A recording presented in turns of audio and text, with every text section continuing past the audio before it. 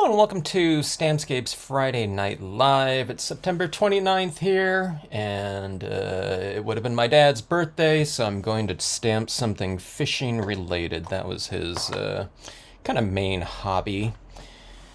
And I thought I would have a little fun here. I have fun with all my scenes, but I usually don't go into them thinking that something's a bad idea. I don't always know if it's going to be a good idea, but I don't go into things thinking, I don't think this is going to really work out from a visual standpoint. And that's, in this case, it's doing a full-size reflection card, okay? So I have a full-size 8.5 by 11 piece of gold foil down here.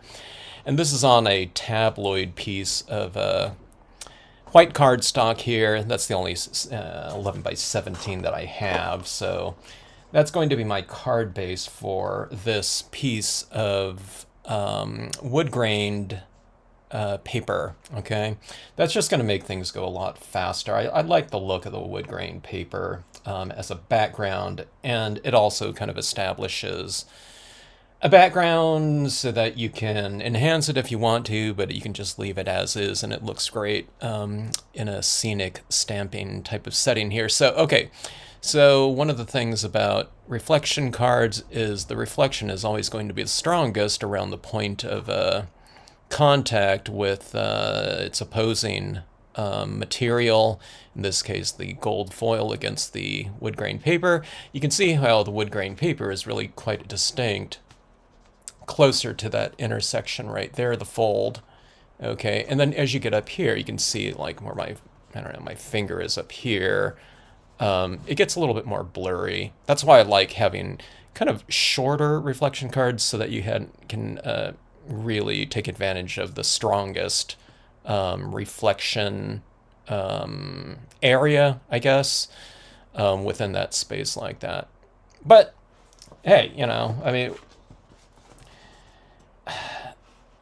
if anyone's going to try this, it's probably going to be me, so I'm going to do it here, and we'll just see how it goes. Okay, so I'm going to, I like variation in this top area so that we have, I don't know, just something to contrast in this area so that it shows up better in that reflected area. So I'm going to try to add, this doesn't necessarily look like night or anything like that.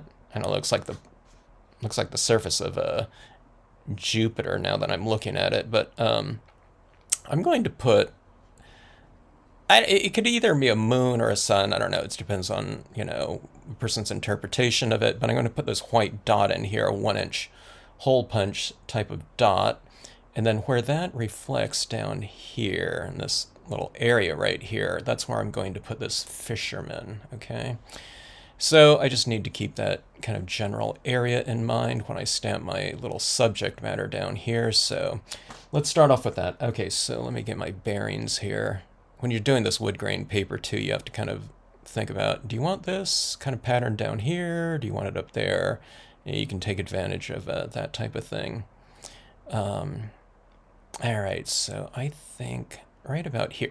You see this, if I put the moon up here too far, it's like off the viewing area of this paper, so it has to be down, at least in here, where you can see my finger in that reflection area. So let's put it right around right here, and I think it'll look something like either I don't know, like a moon or a sun in this area. I'm going to use some Brilliance white pigment ink. Hello, Cynthia. How's it going? Hope you had a good week. Happy Friday to you. Yeah. I that's why I'm going with the wood grain paper, because it's already just kind of been established, and this top scene will go really fast. And most of what I'm doing on this paper, it's just all kind of black and white ink. A little bit of colored pencil maybe. So I thought, even though it's full size, I figured it would go fast. So let's give it a shot here and see how it goes. Okay, so the Brilliance pigment ink is a water-based type of pigment ink, and it is fast drying. This wood grain paper is I mean, it's a little bit porous, but it's not too porous. Okay, so going with going with media that will work on this type of paper is important. So test out, if you get this paper, test it out, okay, and see what media you have on hand that works on it. And if you really like it and you don't have anything that works, just get a StazOn pad, or a permanent ink pad, solvent ink style pad. I don't know if they all work the same or not. All I have is StazOn. I'm like everyone else. When I tell people about what I'm using on this, everyone says the same thing. They say, "Yeah, I have one of those pads, but I don't use it." So my pad was probably from 20 years ago, and I just started using it over this past, I don't know, maybe year. I mean, it was open, but I don't know, I just never used it. Most of it is because I was stamping on cardstock, and my dye-based inks work on cardstock just fine. But the dye-based inks, I don't really have to clean it off my stamps like you do with StazOn, you know what I mean? StazOn, I don't even clean that off my stamps too much, but when it starts building up too much, I just figured, okay, it's time to clean them, and I, give it a good scrubbing. Okay, hello Candy, by the way, if I didn't say that. Okay, so I gave that moon or sun a little bit of diffusion like that. That won't take very long to dry. It'll dry, pretty fast. A couple minutes. And I can stamp over it in the meantime too, but we'll let it dry. Okay, so see this right here? One of the things about really large format reflection cards too, this area is reflecting down here, but these triangular areas on the left and right bottom corner going up, this top portion does not fill in those areas. So I really like to fill these areas in. And, going with a shorter card, top and bottom, kind of, I don't have to do too much in here, but so on these areas right here and here, I'm going to really have to stack some imagery, and I'm going to have to go pretty high with it. You don't have to fill it all in, but it's good to get rid of kind of these areas right here that are reflecting in that top, or in this, these areas right here where the bottom is not reflecting in, I should say. Okay, so StazOn ink. All right, so let me see. So I have Art Foamy's versions of these stamps, but I don't think it's recommended that you would use a permanent style solvent ink on foam stamps. But okay, so that being said, I do have the Brilliance ink black pad that I can use in here, and that would take care of a big portion of this. But I don't really like to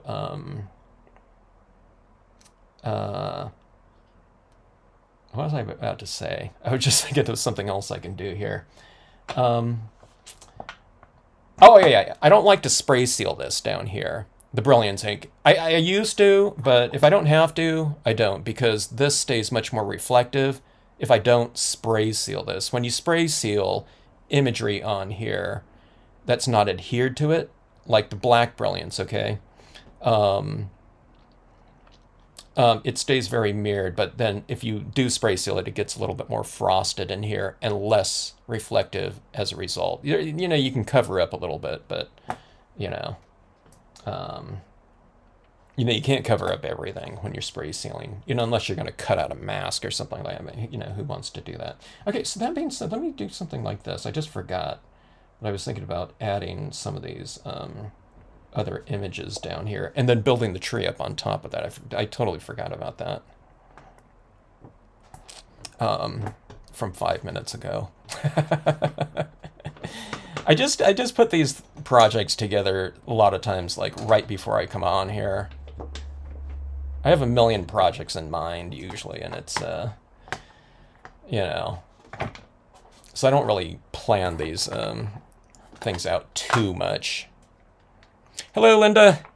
All right, let's get this re-inked here. The next time I get some Stays On re-inker, I'm probably going to buy like 4 or 5 bottles of it.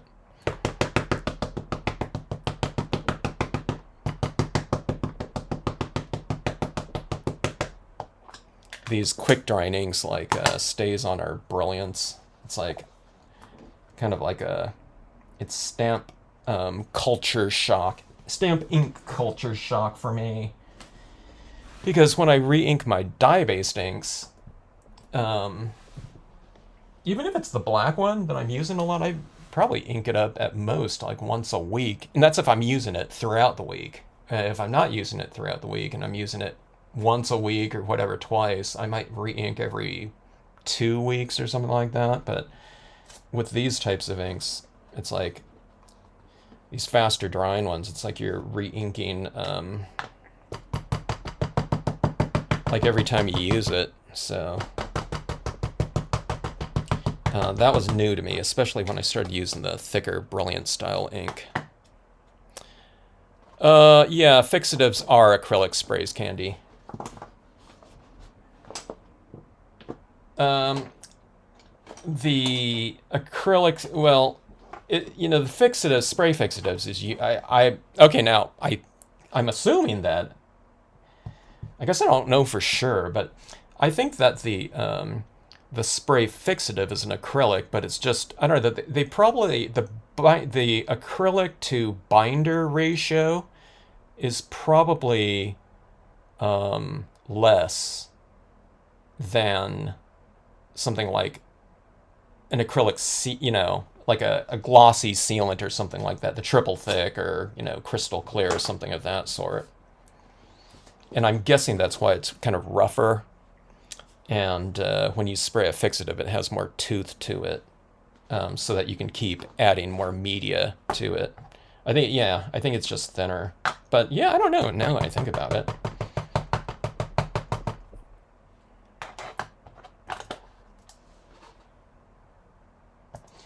All right, so I'm adding these rocks down here.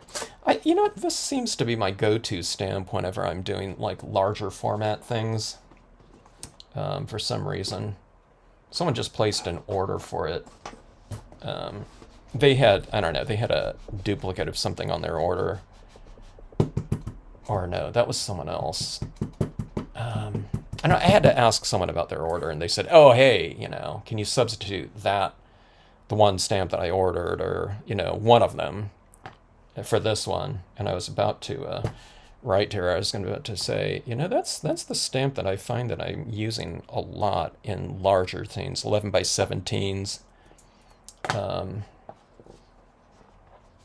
you know, full page scenes a lot. I didn't really even think about it until kind of recently started going through a lot of my my pieces. You know, I started like auctioning a lot of them off, so I was like, you know, going through boxes and boxes. Like Brookside Boulders is like in all of, you know, I don't know, it's like in a lot of the 11 by 17 pieces. Not consciously, you know,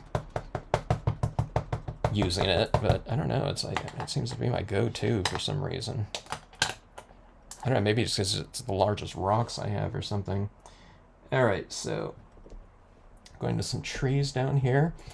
If I didn't mention it, on gold foil, just kind of get the feel for stamping on foil, non-porous surfaces. It's really easy to, not necessarily with the Stays On, a lot more with the Brilliance ink because it's a thicker ink, but when you're stamping it down, sometimes it kind of skews a little bit, you know. So I always like to remind people about that, just so, you know, if it happens to them, they're not kind of like, oh my god! You know, it happens to me too, but just, you know, you can wipe it off with some alcohol or Stays On cleaner, right, Linda? Okay, so let's see. We might have to do a little bit of masking here too. Now let's go up here like this. I'm gonna. This scene's gonna be a little bit jumbled. I'm gonna make it.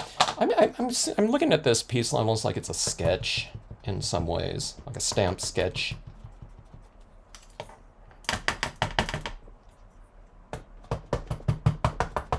I guess I just want to see, I mean, hope, I'd rather it come out nice than not, but I'm not gonna fuss over this one too much. Not that I fuss over any of them, but even less so with this piece. It's kind of like the monster maps. It's like real, kind of freeing.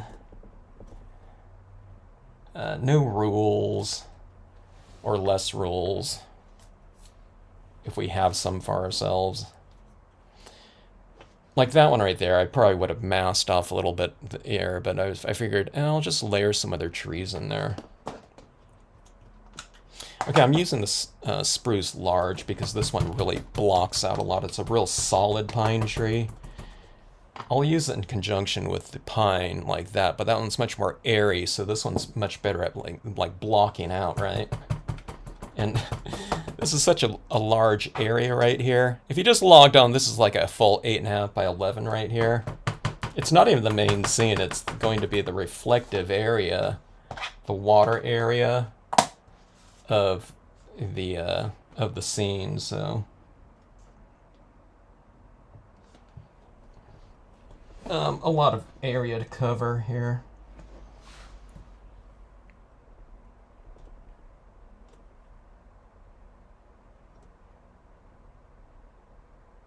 Let's see, of that brook stamp. Oh, the smaller version of that large brook stamp. Oh, it's in the set, isn't it? Okay, so there's those trees like that. And let's go with another right in here. Like I said, I want to really layer this quite a bit.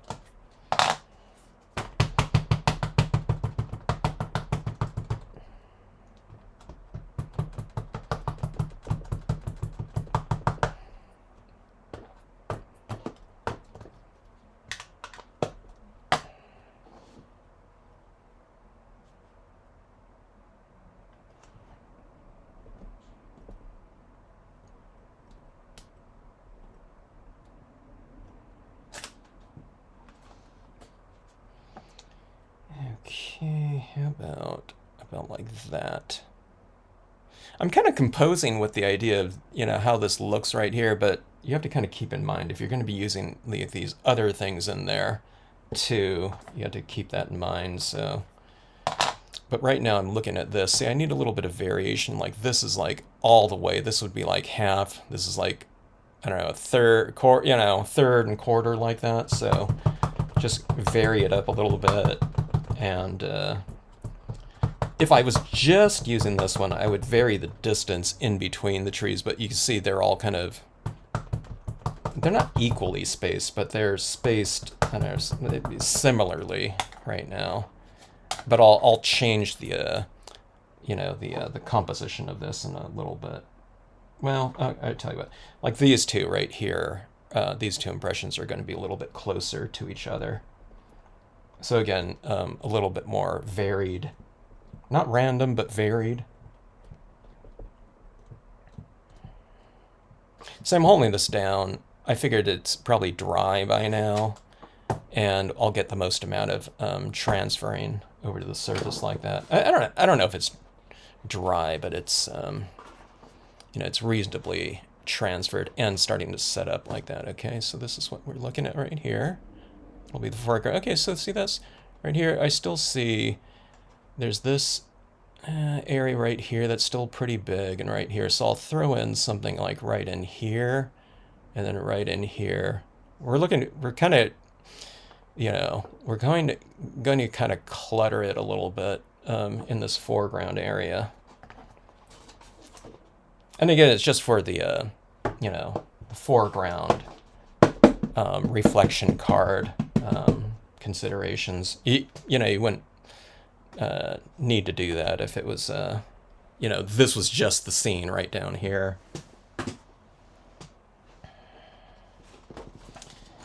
All right.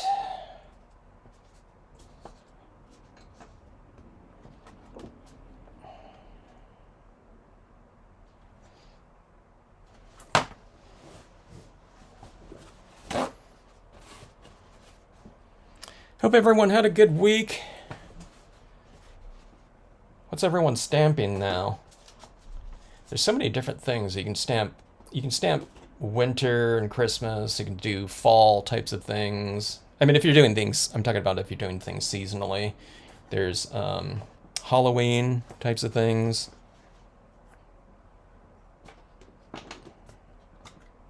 And I really want to get back to some of that, I don't know, like Halloween type of thing. I've been real busy this week doing a couple things, but yeah, the Halloween I want to get to real soon because that's going to be here and gone pretty soon. Not that I can't do that year round, but you know, it's a little bit nicer if it's kind of, you know, timely. Okay, let's mask off a little bit here. I'm masking off a couple of the rocks. You don't have to mask off all the rocks. This tree could be growing out of, you know, the rocks like they do out in nature. I don't know, they always get they're anchored in, their roots are anchored in between rocks sometimes, you know, as a foothold. Okay, so new image. So I'm kind of holding this down a little bit longer just to make sure that I get that ink transfer down there. All right, so I get that, like so. You can't really see these rocks down here too much, you know, so I used to block that out all the time with white down there, but on this one I'm just not going to bother doing that. I mean, you could.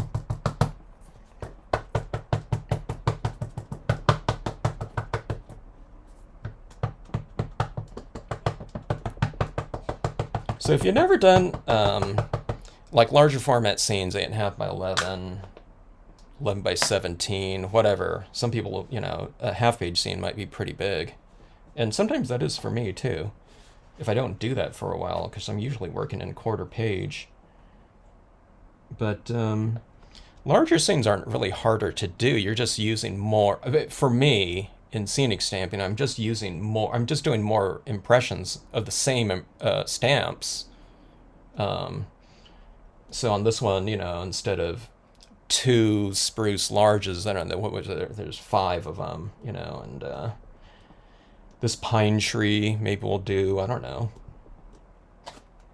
when all's said and done, maybe 10, because I'll use it on this top portion area up here too.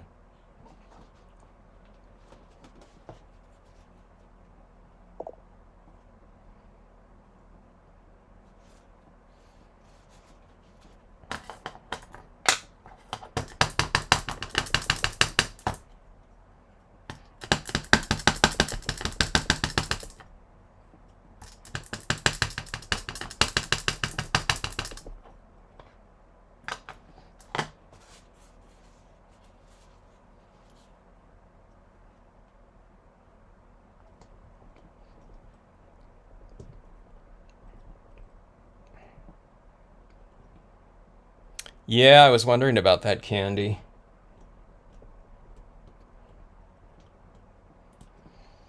The places that I used to go to in terms of federal parks were Joshua Tree. And I was thinking, I'm not going out there like this weekend or this week or anything like that, but I was thinking, okay, you know, if I wanted to go out there still, there's the main area of the park. But then there's this other area that's it's separate from the main park, and you just kind of enter it from just the main road. There's no, you know, national park services out in this other area, but I thought, you know,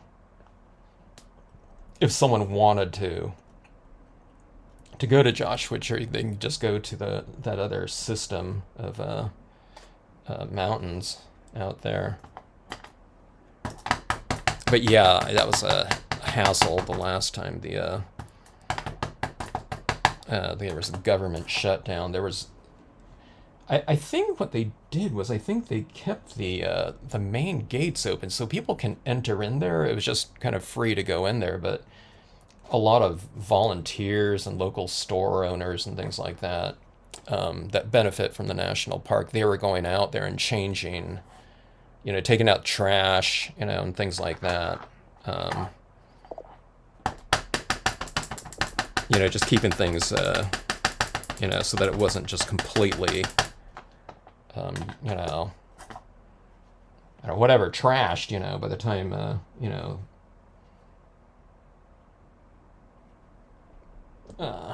by the time it opened up again. Okay, so let's see. What are we at right here? We're at 1, 2, 3, 4, 5, 6. Six impressions with the pine tree. So look at that right there. I really like that that shoreline there. I know it's hard to see on this gold right here, but there you can see it a little bit easier like that. That's about it. Okay, so see this right here? I got rid of a lot of that. You can see this clear line going down that way, but I'll fill in here with some extra tone and things like that. But it gets rid of a lot of that. See that right there? It gets rid of enough of it. This is an extreme version too, because it's it's a full-size piece of paper. So I'm not looking just to completely eradicate from vision all of that line there, because even on smaller cards, you don't really, completely get rid of it. You just don't want it to be, an obtrusive kind of element in the scene. So you just try to obscure it, as best you can. All right, so the leafless pine, that's one of my taller tree elements in here. Hello, Patty.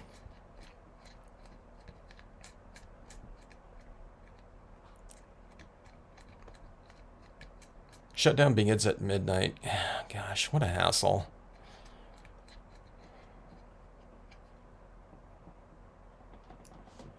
Okay, let's see here. I need to keep observing my impressions, making sure that I don't need to re-ink yet, which I might have to do, because I'm going to use a bunch of the stays-on for the upper portion too.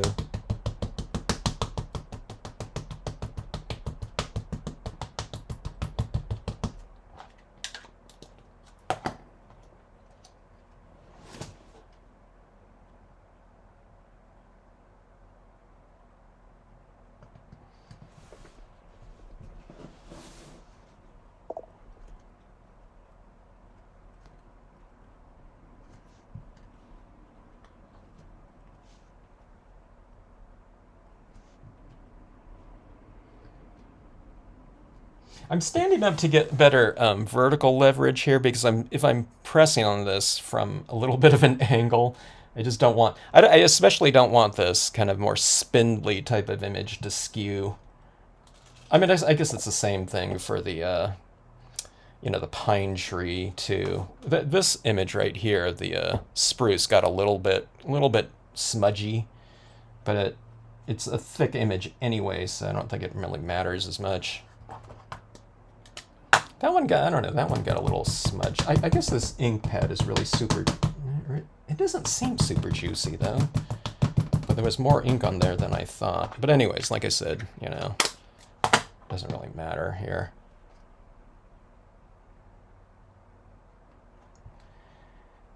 All right, I hope that, how are the wildfires going?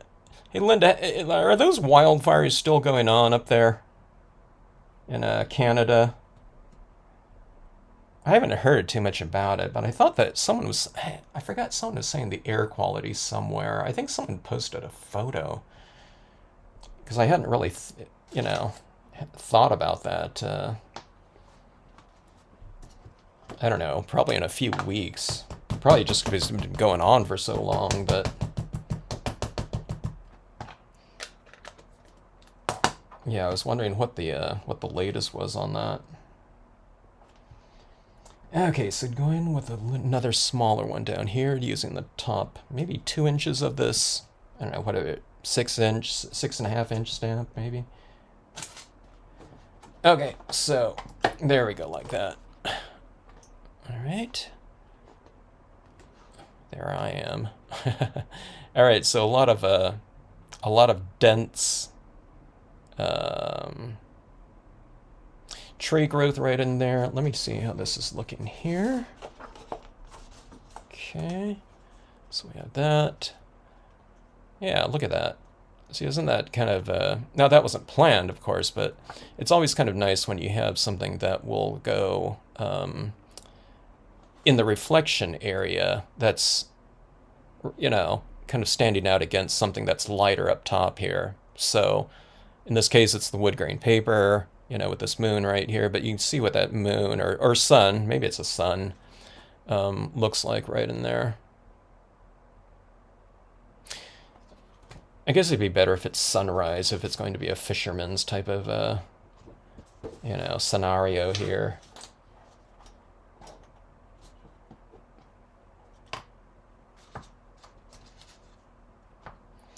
All right, so let's see.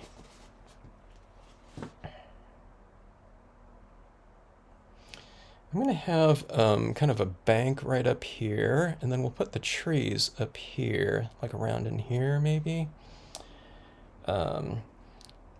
That's, I want to make sure that I don't obscure that by putting a bunch of trees like in front of it. Nothing too much, okay? And we'll just try to create a nice kind of silhouette up top there. Now I can use that same Brookside boulders down here, but I thought I would mix it up a little bit. I thought I would go with the ledge and some of that Brookside boulders, kind of smooth and then rough a little bit, just for some variation. And when I have something that's this large, like this, in terms of distance, I like to vary it a little bit. Let's see, I also pulled out this rocks and leaves right in here too. If I use this, it's going to close the space a little bit between foreground and background, I think, because this looks like something that's going to be closed. This, you know, you stamp these types of bushes out like this. It doesn't look like it's going to be, you know, it's something that's, you know, 100 yards away or something like that. Okay. All right. So, and I thought these little bushes like this will make kind of a nice, kind of darker base right here, because I like to transition from whatever's up in here to a little bit darker down here too. Speaking of that, one of the things I need to do is I need to put a Sharpie line of black right in here so that when I pair the two areas together, I won't have this white, you know, tiny white little gap in there, because that really shows up in the reflections. But if you just do it dark, that won't show. Okay, so let's get right into it here. Hard to believe, end of the month. It's time to, for me, I put out this little cemetery scenario out front. And it's time, maybe it's time to put that out there. Some people have already, or I don't know, it's some. This one neighbor down the street, they decorated for like Halloween out in their yard like 2 weeks ago. But I don't think we're supposed to do, but I don't know. The association's not going to be, you know, fining them or anything like that.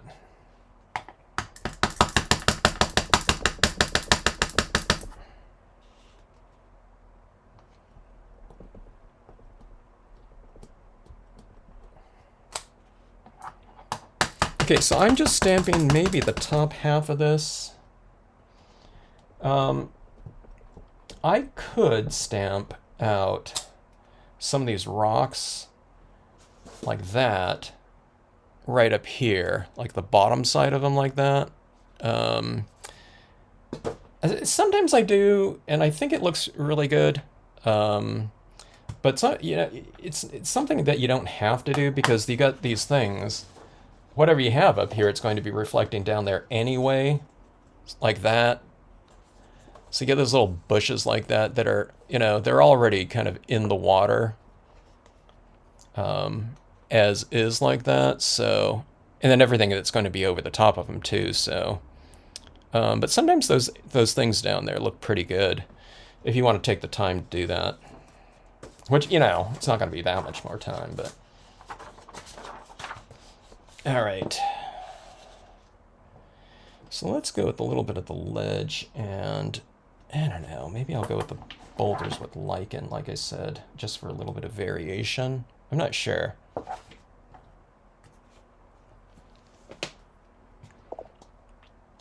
We had rain, and so the wildflowers... Oh, that's good.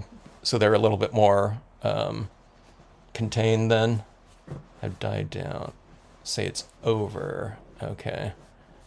Huh. I think my sister's lives in Seattle, and I think she said that their summer rainfall was only like, I don't know, 25% of the normal or something like the average.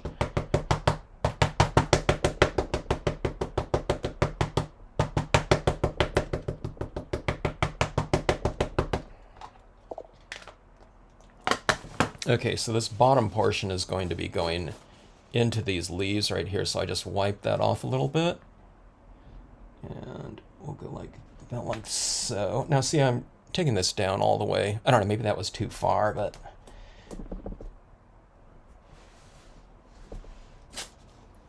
Yeah, that was fine. So, like I said, I just don't want to obscure this, so this is just going to have to be underneath that, okay? So let's go like this.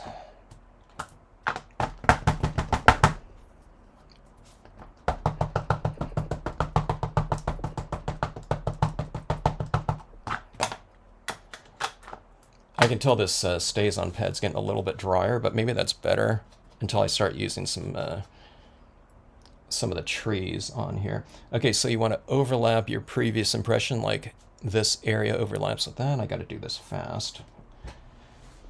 Or this stays on ankle dry before I have a chance to stamp it out. I hope it didn't dry. Yeah, that was just fine. And see that right there? Just to break up that monotony, we'll go with something a little bit more textural like that. I don't know, should we? That ledge is working out really good there. Maybe that's going to be too heavy now. See, I won't be able to see those leaves if I stamp this, unless I really wipe that off really good in there.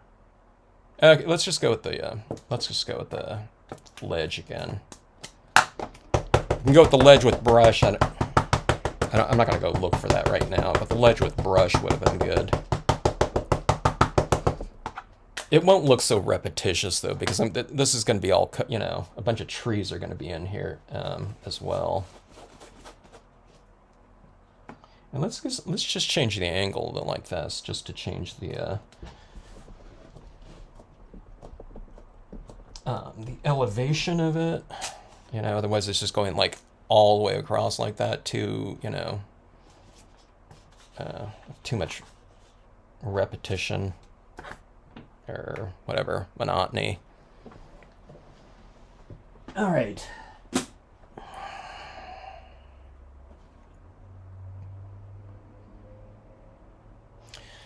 So now, here's the question. Where do we have the denser objects? I think if you do it whatever, I think it'll look just fine, but you can play contrasts against one another a little bit more. So if I do use something like this, that's really solid and dark, and that's going to be the lightest thing in the scene. So sometimes if you put something that's a lot darker and solid next to something that's already lighter, by contrast, you can make it look a little bit lighter. But, is it going to be too heavy, though? I'm not sure. But let's see up here. Let me think about that one. But while I'm thinking about it, I'll just do these. I'll start on the sides, and I'll start, adding these perimeter trees. I guess I'll be able to see what it looks like as I'm going along here. My metallic papers don't work like yours. What metallic papers do you have, Candy?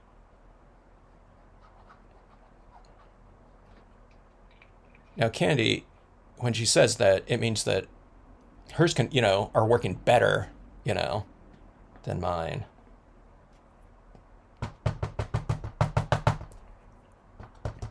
So if they're working better, awesome.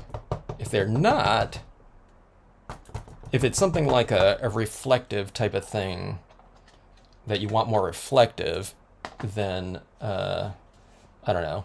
Pick up another pack or something like that. Like the one that I'm using, because some of the metallics papers, they look really, they look pretty good in the photos, where they're listed, but then sometimes when they get them, it's a little bit more of a frosted metallic or silver than the more mirrored style. Patty, that's when what I say, about the fisherman and mornings. I don't know, there's probably multiple sayings, but that's when my dad always went, never at like sun. I get, maybe we did go. Sometimes when my dad would get home, when we used to go surf fishing, just off the beach. Now I think about it, I guess sometimes we did go out there. But it was usually, you go in the morning, yeah. And then when he was doing, going fishing with a boat, you're getting up before sunrise, which I didn't like to do, especially when I got a little bit older. Getting up at, whatever, 4:30 or 5.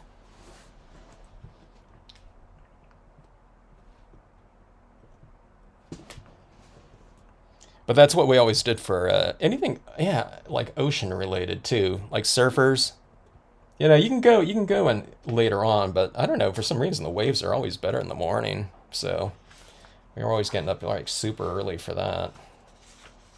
I guess that wasn't hard to get up for though, when you're obsessed with something like that.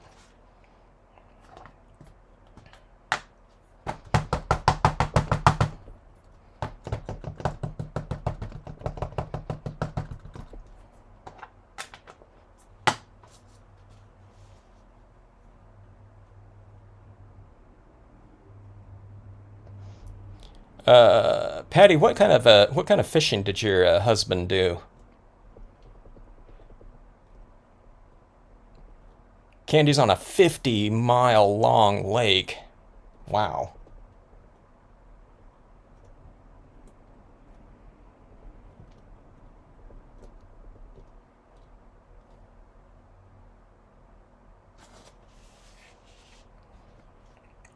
I'm getting closer in here. It's a little bit more decision. That might look kind of cool too. Let me see right here. I was thinking about going a little bit shorter, but kind of a taller tree might look good next to it. Let's see here. So if okay, wait. So see, if I go like right here with a pine tree like this high, do you see where my finger is in that reflective area? It's going to go down here. So these little reflections down here look really good, right? Against that, that sunrise, I guess. So I need to keep kind of this area right in here kind of clear. So I don't think I should put too much up in this area right in here. I mean, we need a little bit of trees in the background though, but I'll build up this a little bit more, and maybe like right here, something. Maybe I'll go with something a little bit more spindly right here, and then maybe if I want something a little bit higher, I'll go up like right up here. But yeah, okay. So doing this right here and seeing this right here, these trees right here reflecting against that background, that tells me to leave this kind of general area right around here just alone. All right, so let's see. All right, that's it with this one. That served its purpose. Thank you, Spruce Large.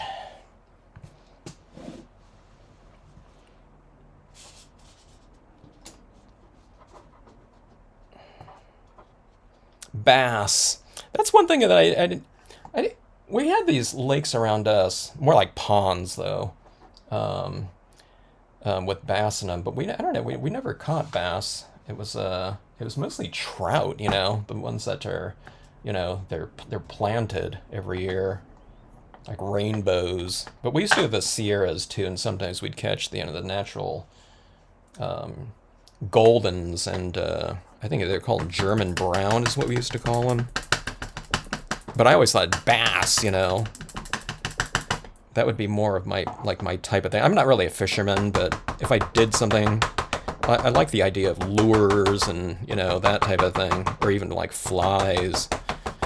But lures, like I watch some like fishing YouTube channels.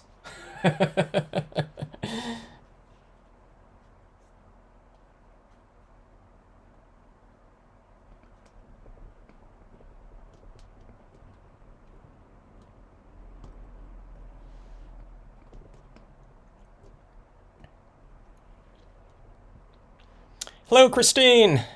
Good to see you. His pig was in Florida Sportsman for a bass he caught in our little pond. Wow. That's cool. Patty, do you recall, did you, I don't know, were you able to see how, what was the estimated weight of it? That sounds fascinating. Here's my question. Was he a catch and release type of guy? And if so, I was wondering if he ever, tried to catch it again. Especially if it's that, that sounds like a special bass there. You got that picture ran in the magazine or paper.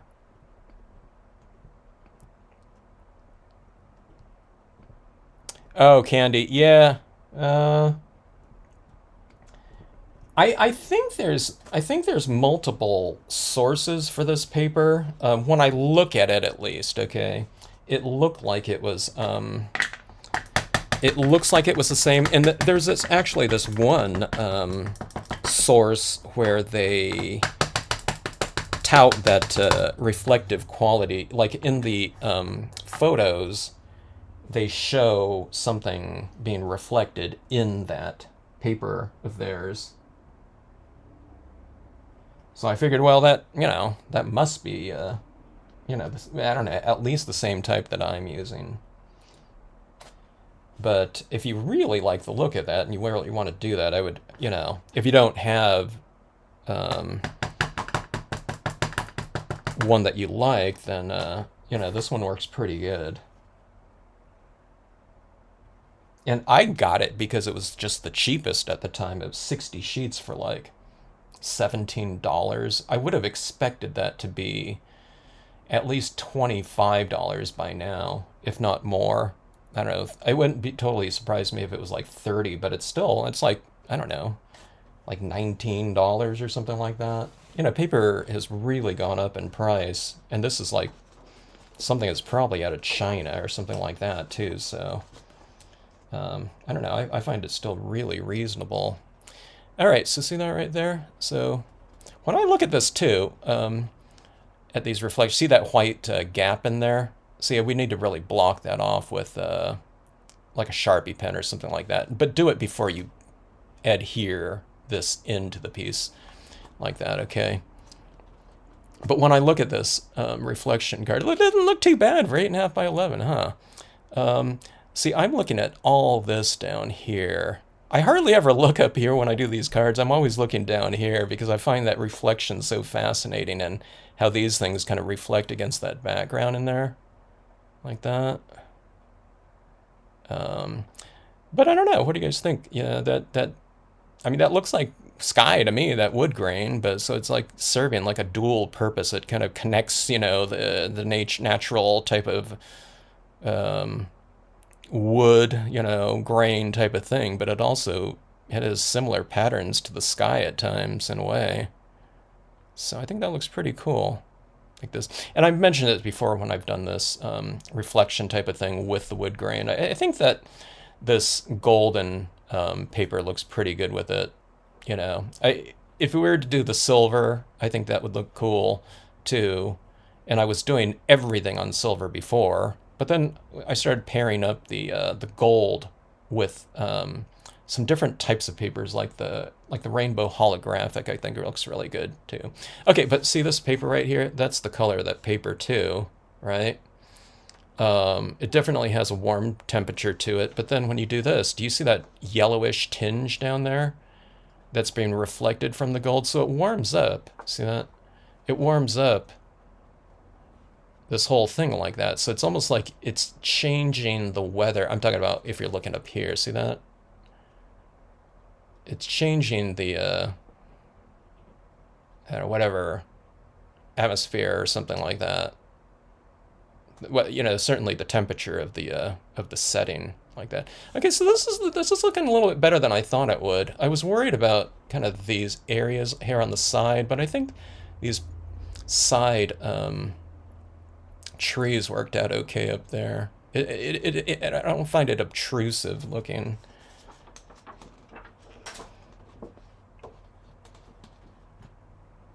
Sometimes I've done like half-page scenes, and I thought, that's a little bit too big for this, reflection card format. But maybe, I don't know, maybe I didn't use as many images or something. Okay, so some rocks. I'm gonna use the tiny rocks here, and we'll put some at the base of closer to the shorelines, right in there. I'm not sure if I should do it down here though. Maybe I'll use the smaller one. It seems like strange to use like the larger ones up here and the smaller ones down here, but I've got all these trees down here. I think that, if I stamp a bunch of these rocks against that, I don't think that might not look good. So let's see how this goes in here. Okay, so if I overstamp and I get some stamping on here, it's not going to matter because that paper's going to be covering that up anyway. Mostly bass. Okay, Patty. Yeah, so Candy and Patty's husband, Bass. He had a huge sailfish and other fish. He got a sailfish. We're talking about a freshwater fish, or did he go out, saltwater? I know what a sailfish is, in salt.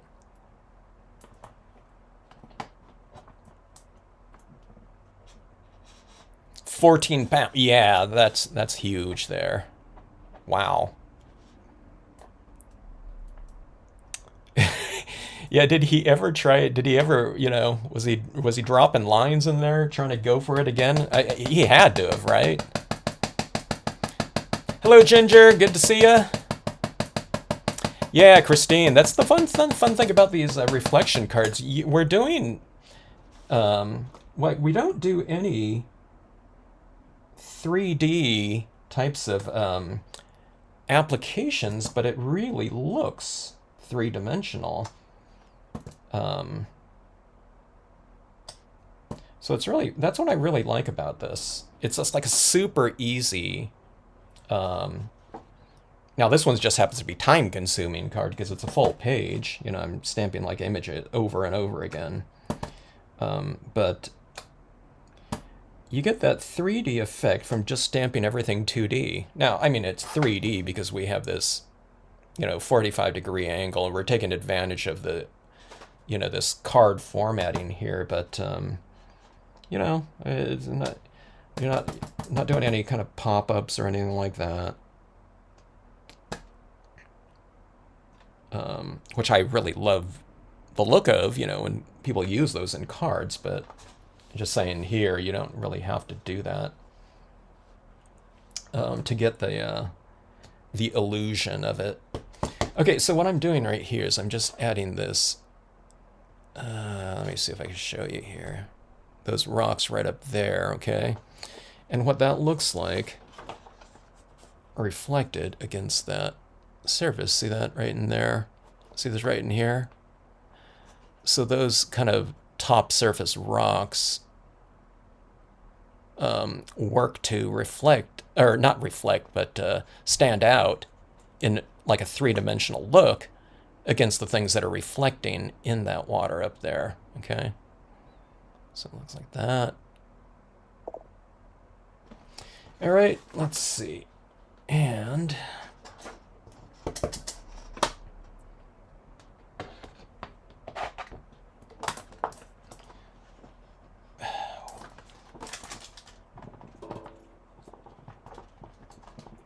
here's my really small one right here. And we'll add some of these down in this area. I don't know. I guess I don't really need it, but I don't know. I tend to like it when I do it.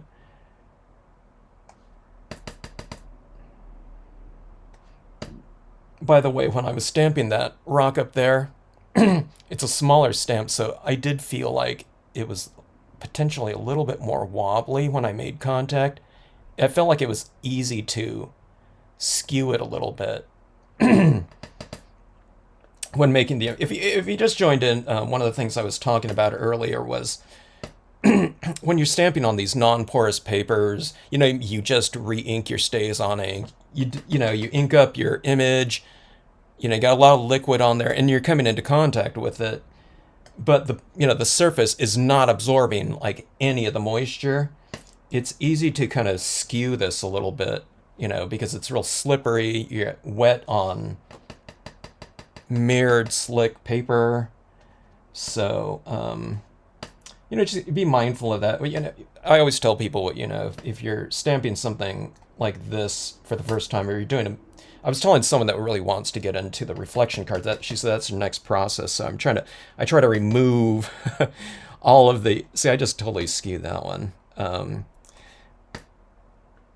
All of the undesirable, unintentional things. So it's when you stamp like this, it's it's easy to go like this or something. It's easy to kind of move it a little bit, instead of going for just a nice crisp look like that.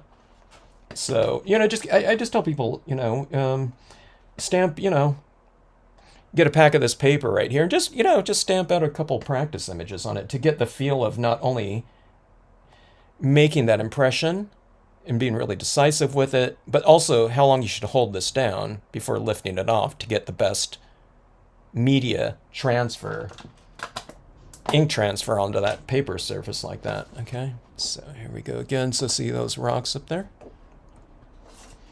I just interspersed some of the smaller ones up there, but let's see. Okay, no, I don't know. I didn't add too many down here, but you see these little ones right in here like that. So yeah, I think that looks pretty good right down there. What that tells me is that when you add these little rocks like this, you're changing the depth of the lake. You're saying that it doesn't have to be in there, but this would be a much more of a shallow area, and then it, goes off into a deeper area of the lake. So it just creates a little bit of subtle variation, and it's a textural kind of addition to it too. All right, so let's see those rocks up top there. Like that. Okay. Huh. All right. Now, speaking of that, this one right here with that little rod going out like that. Maybe I should do a practice impression. Let me see. Where's my... had a couple sheets of this right here. Now watch me practice and get it just fine. And then practice on my real one and skew it. Excuse me. All right. See this right here too. See, I'm pressing on the thicker portion of the stamp, not on the rod right there, okay? All right. And sometimes it fish eyes, you know, like in the solid area, it doesn't like stamp out. That happened on some of those rocks, but see this right here? So when you're doing this right here, just impression pressure in general.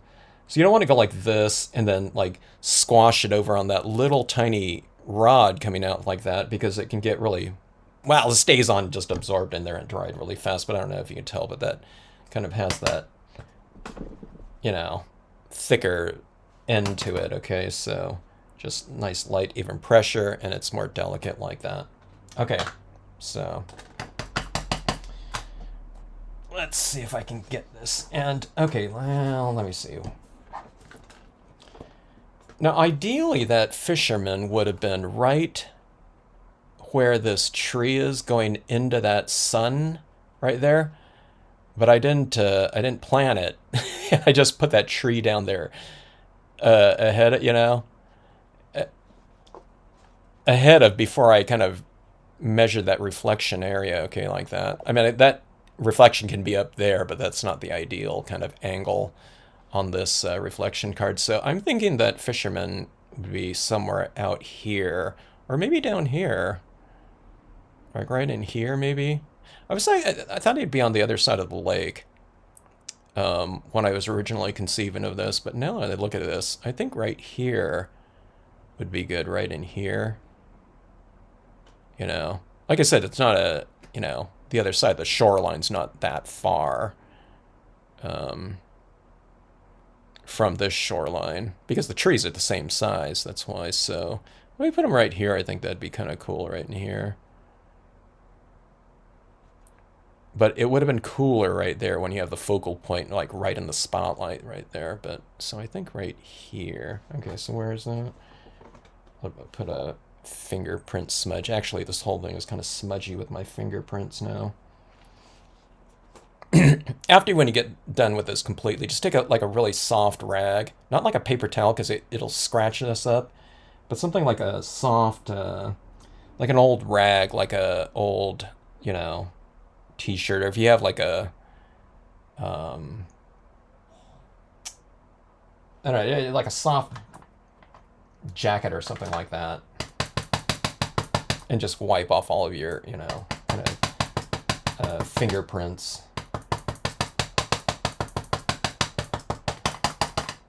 All right, I'm gonna wipe off a little bit on the side right here, and I think it was right there.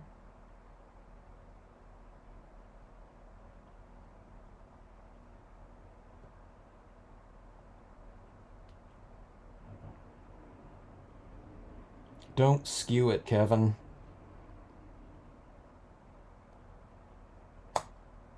All right. I was holding it down too for that ink transfer. There we go. Like that.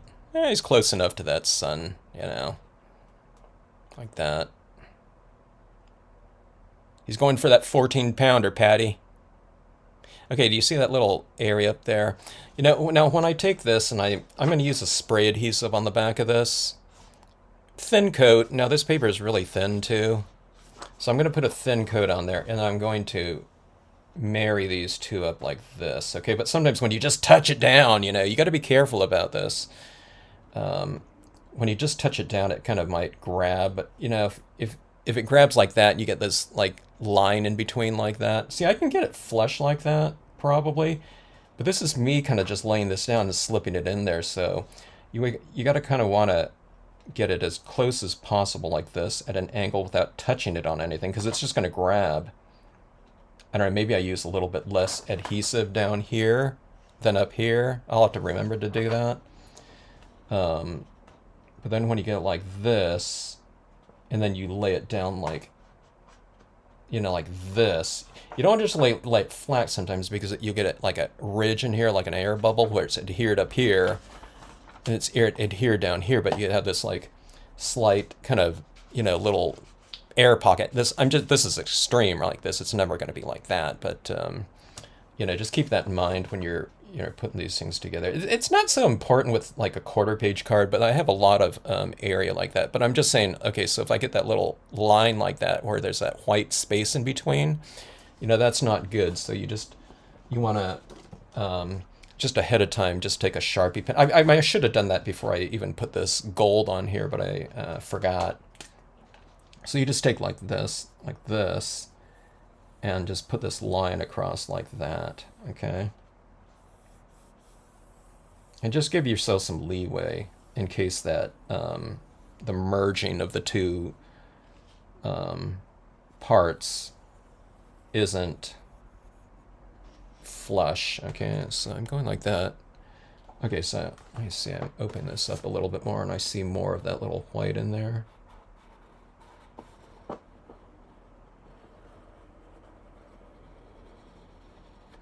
All right, so that should do it. I made a line like around that, I don't know, maybe about that thick right there, right down there.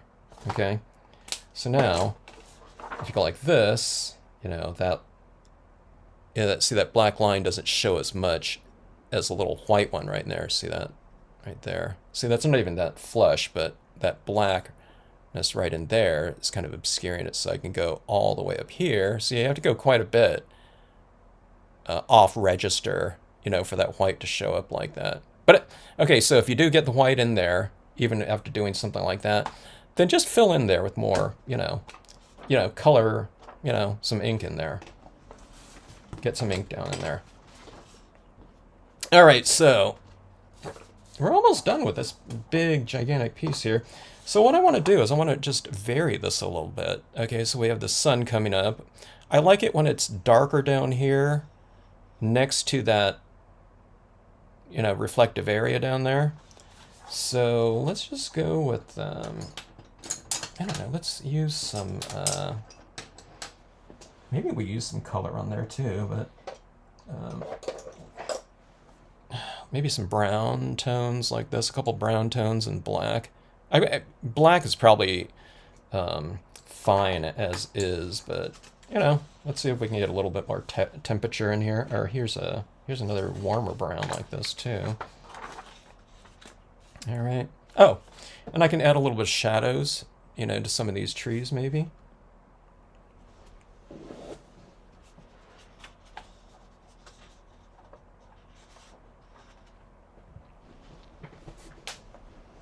Oh, okay, he went out on boats. Okay, then I see.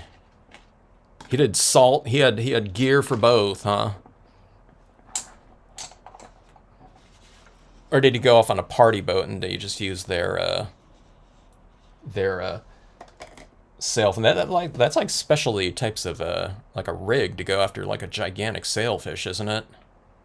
I take a gold metallic marker right in the crease. Gold metallic, huh? That's a good idea, Candy.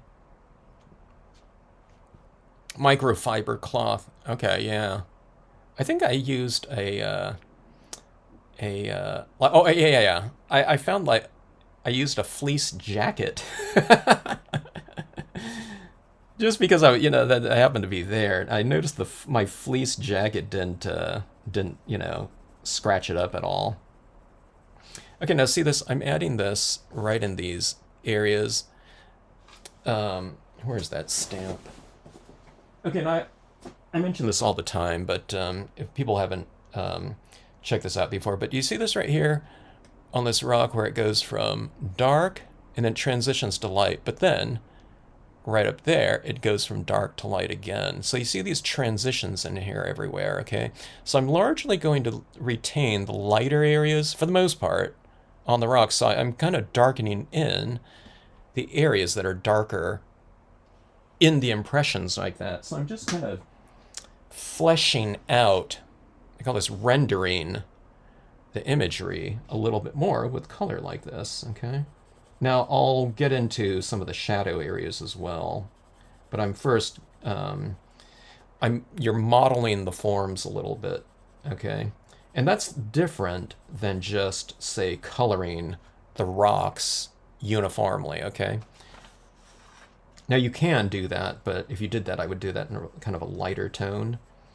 So when you do a little bit less coloring, And instead of coloring the whole thing uniformly, what you're doing is you're coloring and lighting at the same time. You're shading, but the shade is the thing that defines the light too.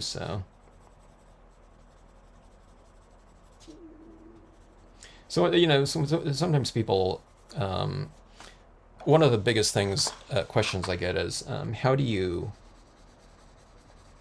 They're not used to coloring partials. Okay, they're used to coloring in whole fields of color. With like linear designs where you just color everything in a whole field, maybe uniformly.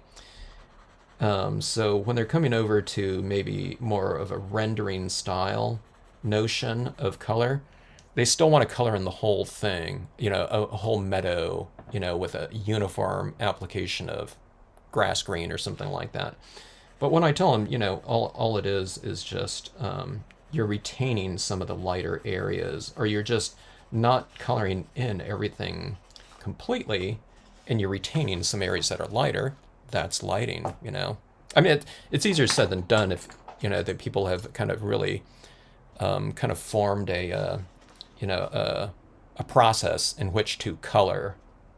But it didn't take too long. You do a couple things, and I think they start to see light and shade now. As they do it. But it takes conscious effort, though, if they've been doing whole field coloring. Okay, now here's what I like to do too. What I was saying is I'm going to make this area a little bit darker down here too.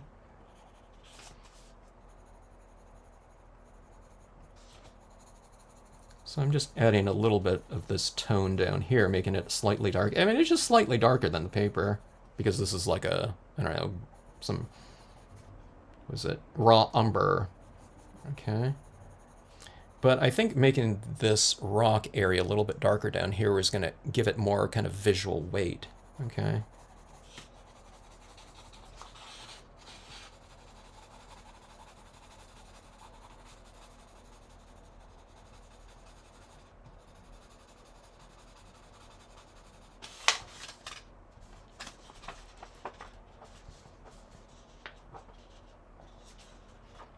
Hello, Bonnie. You had to go down the street to your brother's house.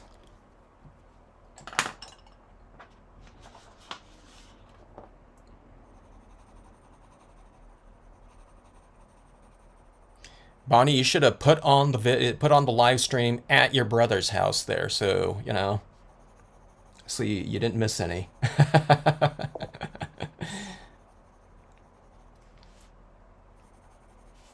I want to see that 14-pound bass, Patty.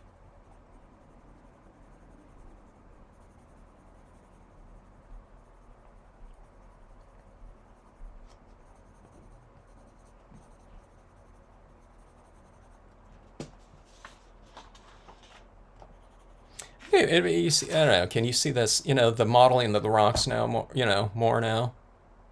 I mean, it kind of, I mean, I still, I'm not trying to obscure kind of that, the wood grained patterning within these rocks. But you could if you wanted to. If you want just the rocks to stand out a little bit more, you can do that.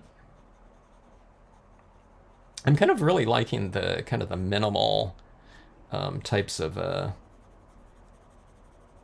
applications of this paper. I went on one of those live streams. I went real heavy on it just to see kind of what it can, if we can bring in some bright tones. But looking at that piece afterwards, I thought, I think it looks better kind of minimally. Like this one's like the ultra minimal thing, just all wood grain paper, and then just that light area right there within the window. I did like 8 of these cards in about 10 minutes, I think.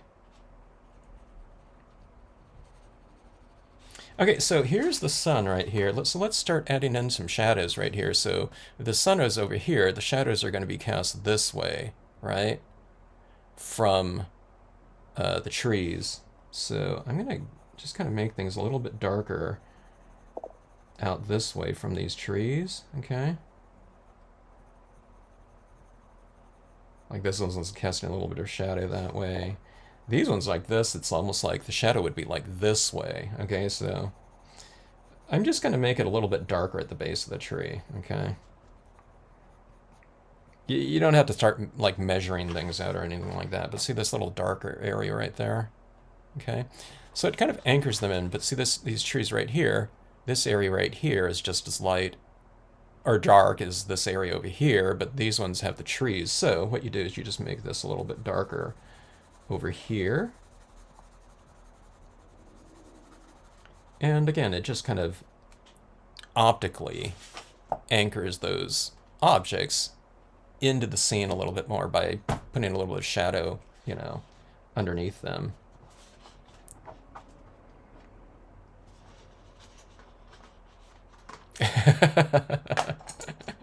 What do you call it? ASMR coloring, Christine.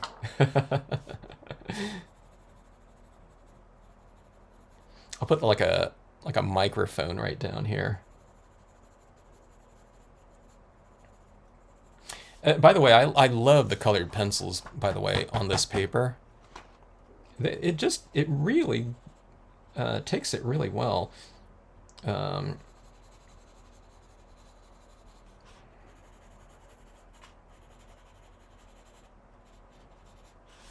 So I think I've only been using this paper for now for like a couple weeks, this wood grain paper. It feels like forever though, because I've been using it over and over again.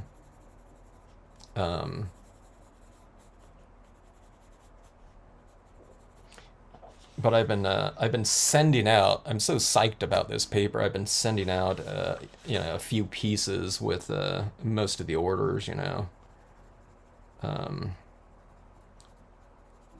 But then I always have to tell people, hey, I'm sending you out some paper, but test out, you know, your inks on there to see which ones are going to print the best on it. I don't want, you know, if someone uses a dye-based ink on it, it's probably not going to leave you very good impressions because it doesn't transfer and dry and adhere on here very well.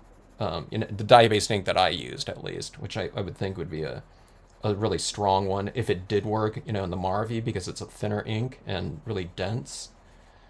But yeah, I don't know. Most people have like a Stays On or something like that, or a Brilliance or something like that. And like I said, my VersaFine Clair was a little bit dry, but that might work on here if you know re-ink your pad before you use it on here. All right, so see that right there? So we've made these rocks up here a little bit more rendered and visually heavier than, you know, the background. I think it looked pretty good though, even without it though. But there it is with, you know, that that coloring up there, and yeah, I think it benefits a little bit from in the reflection area like that.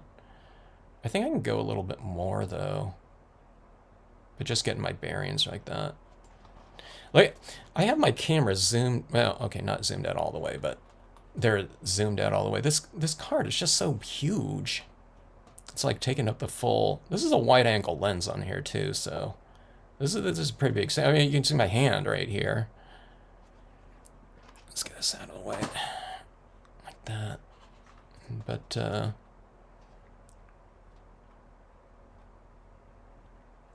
where's Linda? Is Linda still here? Linda, do a 11 by 17 over 11 by 17 test. We need to see it by tomorrow.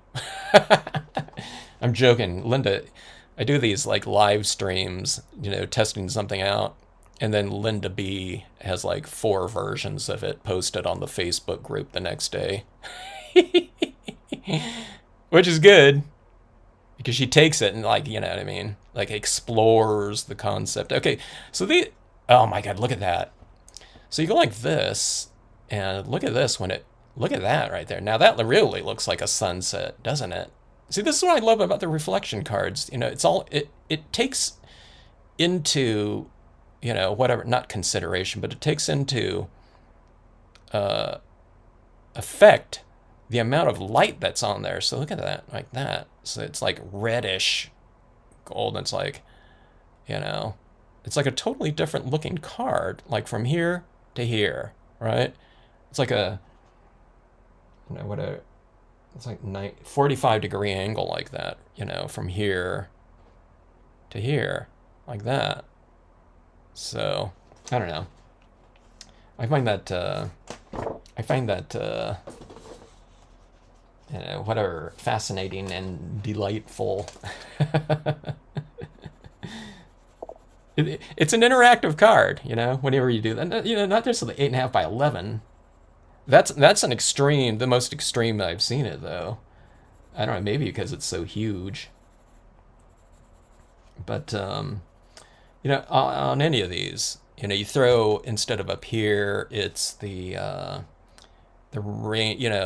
rainbow holographic, you know, vinyl sticker paper, printable sticker paper, you know what I mean? It looks different, you know, and it's, you know, things are changing with the light on those holographics like that, quite a bit, you know, when you open and close the card. So it really puts the card in kind of motion,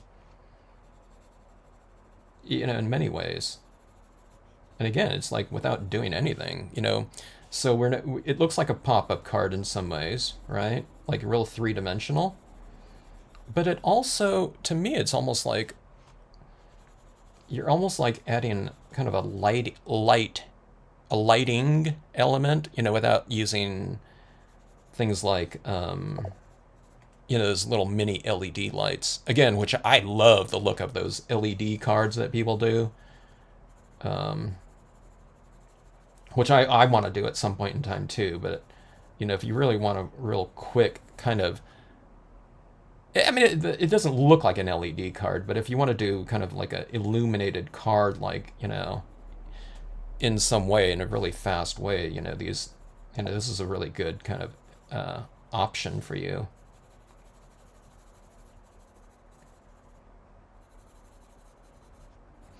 Like on this one right here, like if I just did, you know, the top portion of this like that, you know, with gold down here, like this is the gold portion, this would be a really super simple reflection card. Okay, so I'm going a little bit heavier up here, you know, in these shadow areas like that, but just, it's for the purpose of it kind of being a little bit more, creating a little bit more contrast with that area in the reflection like that, okay? So, boy, that really looks like a sunset to me now, you know, when I just hold that in a little bit, like when it's wide open like that.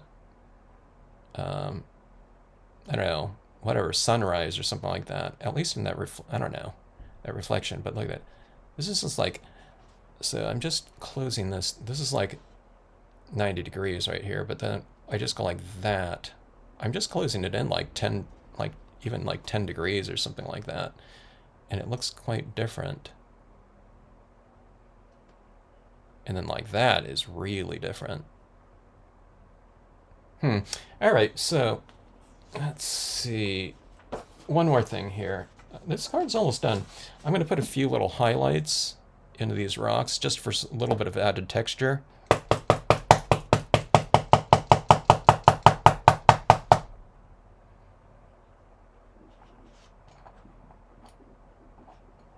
Oh, got it, Bonnie. Sorry to hear about your sister. Yeah, Patty, send that photo. I'm curious about that. I want to see that. I want to see that monster.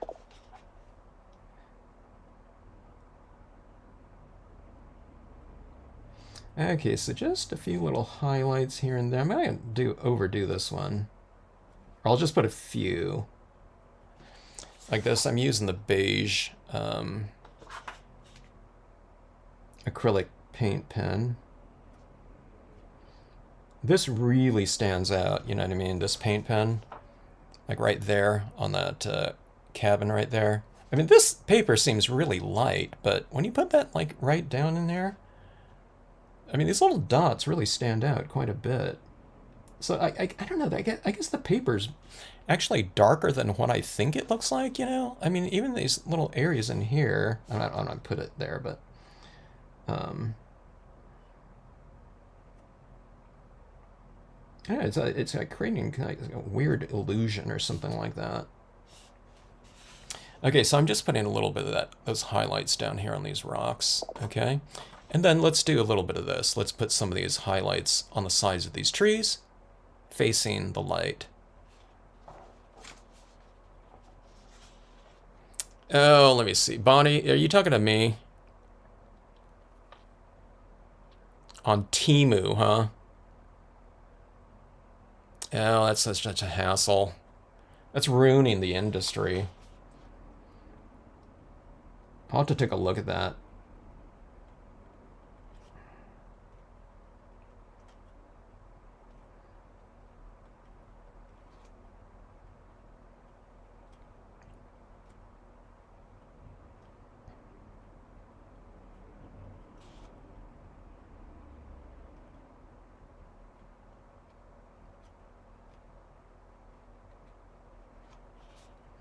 Okay, so putting some of these highlights like this.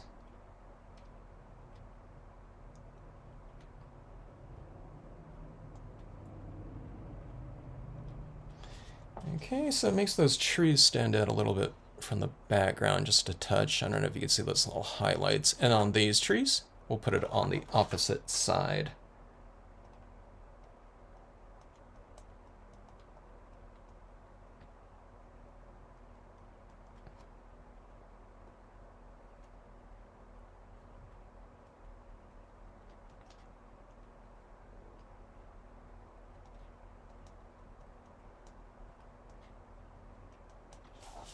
Alright. And let's do the same thing on a few of these trees down here. Now, I need to be careful down here because these trees down here, the contrast between that black and that foil can be a little bit more extreme, so I don't want these little highlights to stand out like way too much. Like, as you can see those little dots down there, like quite a bit. So I'll put fewer of these little highlighting elements into this area.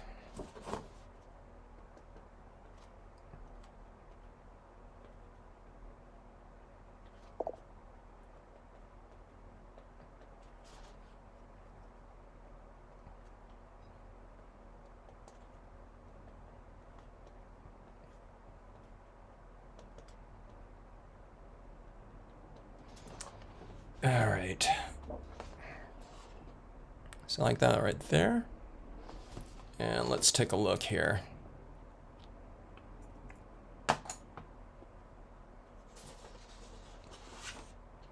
No, but Linda, you can do just a whole 11 by 17 rendered piece up top. You don't have to use the placemats.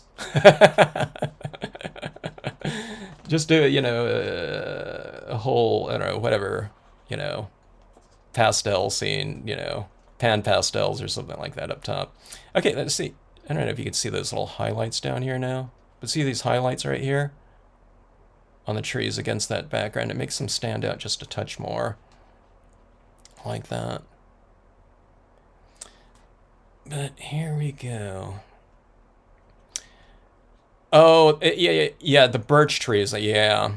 I'm telling you, though, okay, so speaking of that, I usually don't talk about this too much. I don't like to talk about the dark side of the, like the, I don't know, whatever, the industry and stuff like that.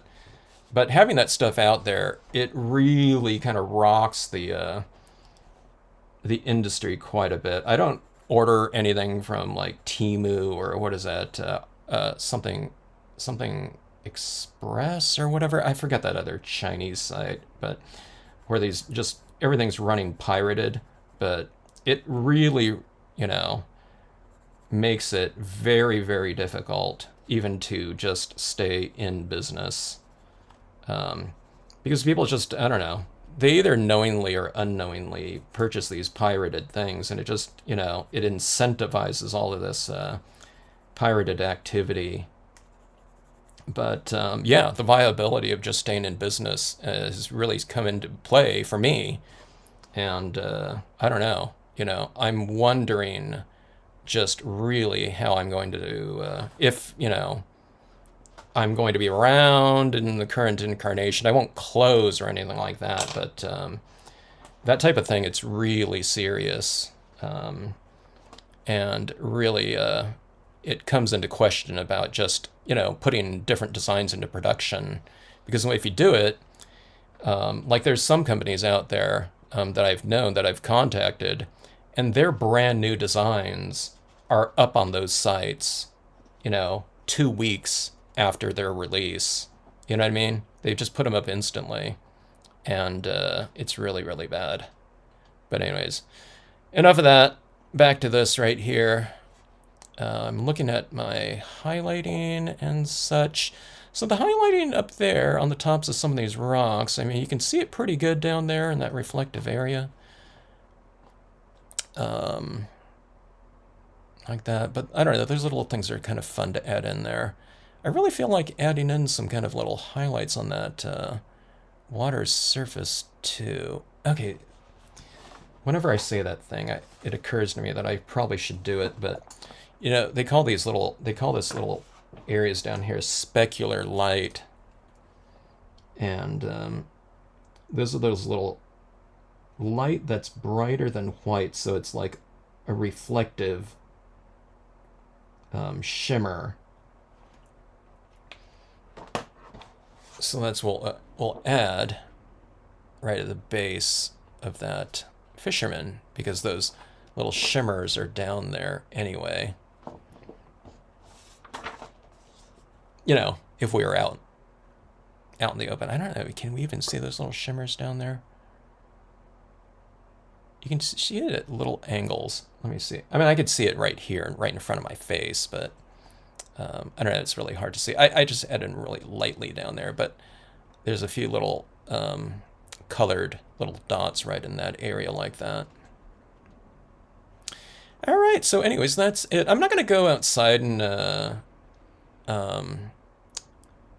adhere this right now. Now there's a huge amount of open space up here, okay?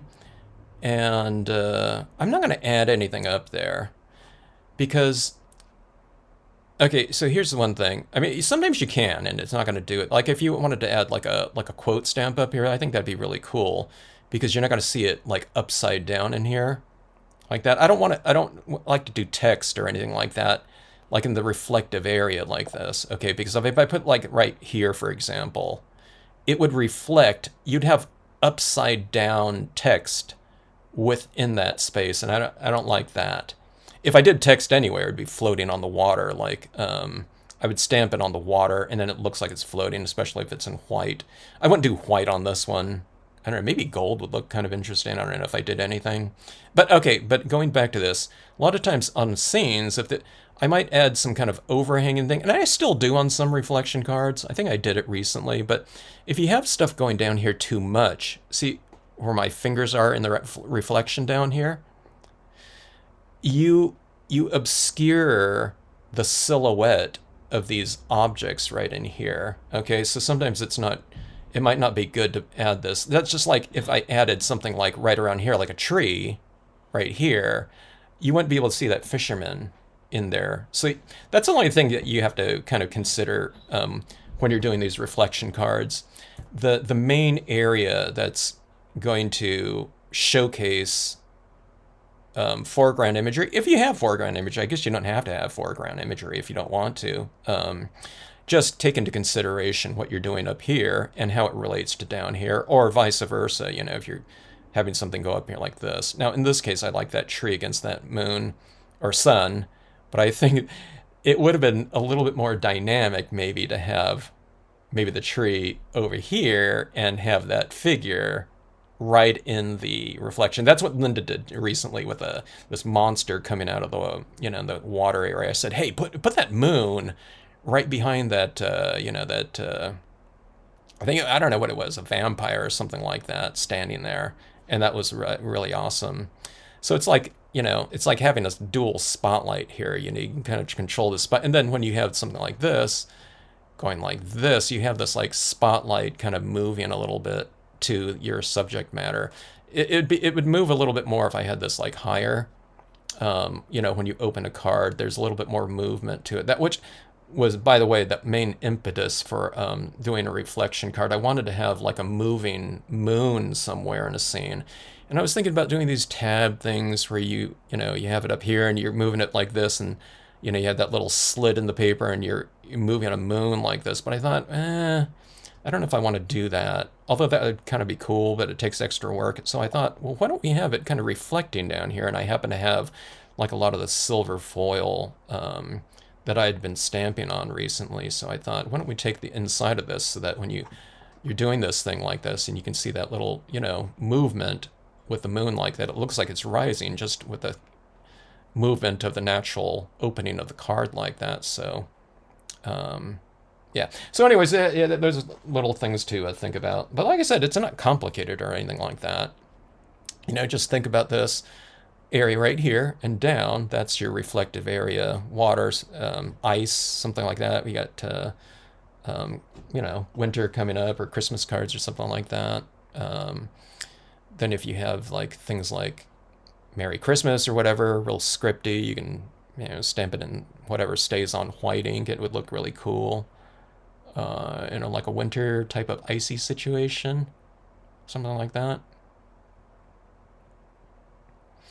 You saw Stampscapes set on eBay. I do put on eBay as long as it's real sets. Now if it's a pirated set, Candy, yeah, that's was it one of those clear sets?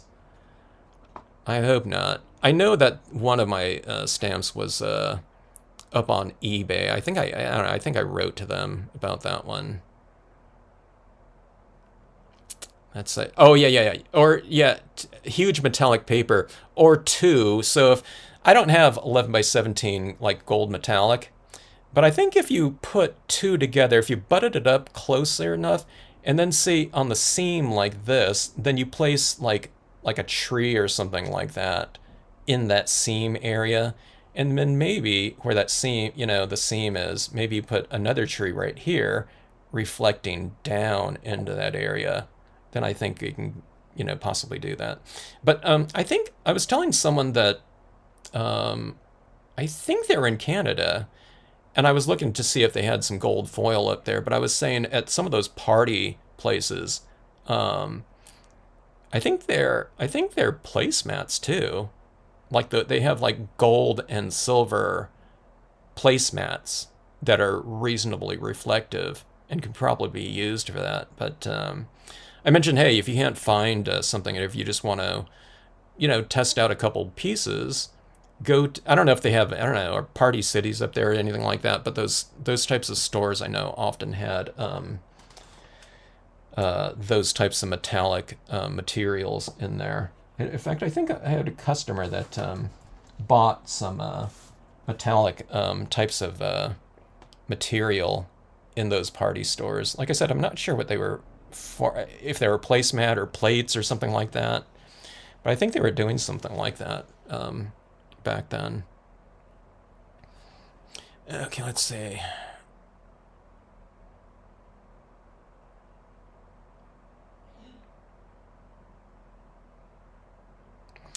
Well, one of the things about those clear stamps too, they don't give good impressions,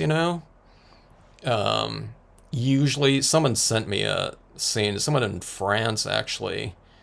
She bought a bunch of those. It's not even the clear stamps. It's a different material. I forgot what it was, but she sent me this photograph of her impressions, and they were really bad because they were missing about half of the information.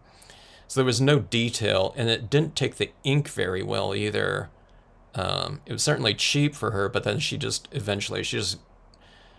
bought the rubber versions of them, and I don't know. She sent me a photograph of whatever the knockoffs and the real And I was pretty surprised at it, just the extreme kind of difference between the two impressions. We have all learned you get what you pay for. All right, the size of this image is amazing. I'm surprised at this one. I think this worked out pretty good. Now, my card here is real floppy, and I wasn't going to do anything with it, but I think I like this card enough. Okay, I'm going to mount this in here, but I think I'm going to mount like another piece of heavier cardstock on this back side, and I'm going to do, I don't know, I'll think of something to do it with, but this white will be my base, and then I'll add something else into it. But yeah, you can see how, like I said, 8.5 by 11 like that, so. Yeah, and this would normally, if this was only the scene right here, I don't know, I think it looks okay, but I would tend to fill this in a little bit, but that wood grain up there, I don't know, that wood grain is like taking care of all of the issues of having a bunch of negative space up here. I'm just talking about like open space, right? But there's all this patterning up here and variation of patterning. And here's this wood grain down here. It's darker, you get that different, this is like tighter grain down here. So, and it really takes care of like everything for me. This card, okay, so if I just did this top portion, and I don't know if I would ever do it in just white, maybe, but the size of that area up there would kind of be a little bit of a deterrent. But having a different type of paper like this, so I would use vinyl, printable vinyl holographic up there maybe for this similar type of large format piece, and that would be cool. But I would probably start off with something up there. So I don't know, Linda, do you think that, so Linda, I keep bringing up Linda because she like posts like a gazillion kind of like variations of things, but she had this like harder one. It was like planks of, like wood where there was like heavy lines in between, like, you know what I mean? Like it would be like an interior, like on someone's wall, and that looked really awesome too. You know what I mean? It didn't have to look like reminiscent of the sky or something like that or whatever, just wood types of grains in general. It just harmonized really well with whatever was stamped across the front of it. And then she utilized it in one of them, where there was, that line in between these planks of wood. I'm talking about like printed paper where it looks like planks of wood, right? And she stamped like a word stamp on there, so she took advantage of the word stamps. So I don't know, I'm saying this because some of you guys might have some other type of paper that you've just picked up over the years, that that's a different type of kind of natural grain thing. I saw like there were other disposable paper placemats patterns on Amazon. There's not a ton of different ones, but one of them was like burlap, so it's supposed to look like a burlap placemat, and I thought that would look pretty cool too, potentially. I didn't buy it because I don't, do I want 50 sheets of burlap, 11 by 17? But I don't know, it was tempting though, and it was, it's kind of cheap because it's disposable paper placemats, so I don't know. I still might try other patterns, and see what's out there. I haven't even checked. There's got to be a gazillion wood grain styles of cardstock too, especially, I don't know if it's going to be in small packs of 8.5 by 11, but there's probably a lot of them, for scrapbooking that are 12 by 12, so I don't know, I'll have to look at that and see what's available, but I don't know. For this one right here, if you're in the US or whatever, or wherever you can get it, you can check around and see if they have, some sort of version of these, disposable placemats. It's a good source for us in terms of stamping. You don't obviously have to look up cardstock. This type of cardstock, I would imagine if you bought a pack of like 25, nice thick, cardstock, nicely printed. Although I don't have any problem with the printing of this one. I would imagine it would be probably twice as much as the 50 pack of the 11 by 17 placemat types here. So I don't know. Anyway, just blabbing on. Hello, Danielle. Good to see you. Thanks for joining in here. We're just finishing up here. 8.5 by 11 full page reflection card. Okay, so if you just joined in right here, check this out right here for anyone that just joined in if you didn't see this right here. So this is like viewing this piece at like a 45-degree angle, right? So I tend to see it as like a